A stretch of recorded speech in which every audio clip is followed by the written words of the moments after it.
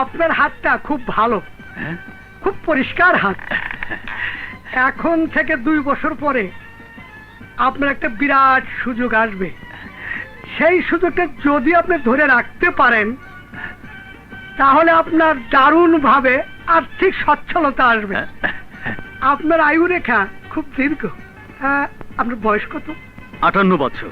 কমপক্ষে 95 বছর বাঁচবেন। কি বলছেন? 95? হ্যাঁ, 95। আমার বয়স 70।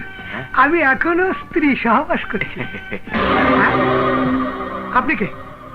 আপনার হাতে কেন ঢুকালেন কেন? যান সিরিয়ালে যান, সিরিয়াল আসেন। এই হাতের কোনো সিরিয়াল লাগে না। আপনি কে? আপনি সরেন। আরে ভাই যান না। আপনি যান তো ভাই, কিছু মনে করেন না। আপনি যান, আপনি যান। পরিচয় দিলে অবশ্যই চিনবেন। পরিচয় পরে দিমু। হাত দেখাবেন? দেখামু, তবে আমারটা না, আপনার হাতটা। আপনার কথাবার্তা তো বাবা আমি কিছু বুঝতে পারতেছি না। বুঝবেন, আপনি তো অনেক লোকের অনেক ভবিষ্যৎবাণী করেন। আপনি নিজের হাতটা দেখে একটু ভবিষ্যৎবাণী করেন তো। এখন থেকে 2 মিনিটের মধ্যে আপনার জীবনে বিরাট কোনো ফাড়া আছে কিনা। মানে আপনি কি কইতেছেন? আপনি তো সামনে পিছনে সবটাই কইতে পারেন। দেখেন তো, 22 বছর আগে বিআইটি কর্পোরেশনে আপনি যখন পিয়নের চাকরি করতেন, 22 বছর আগে তখন আপনার উপরে যে শনি গ্রহটা আসর করছিল সেইটা এখন কোথায় অবস্থান করতেছে? পিয়নের চাকরি। 22 বছর আগের সেই শনির গ্রহটা আপনার সামনে কিনা?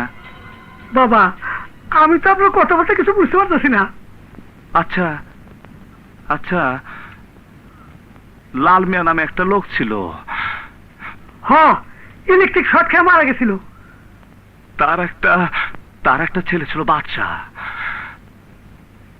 তারে দিয়া পান আনতে পাঠাইয়া তার মায়ের ভিতরের বড় সাহেবের ঘরে পাঠাইছিলেন। আপনার মনে আছে? আপনি তারে এই জায়গায় ধরছিলেন, মনে আছে? না বাবা, এইসব আমি না বাবা। তারপর আপনি তাকে এইভাবে মুখ দেখা ধরছিলেন। আপনার মনে আছে?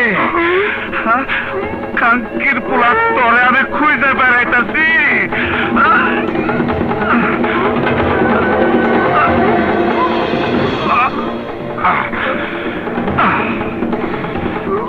শোরের বাচ্চা, 22 বছরের যন্ত্রণা তুই বুঝবি না।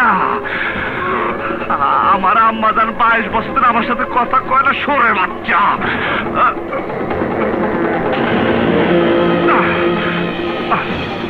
নবাব নবাব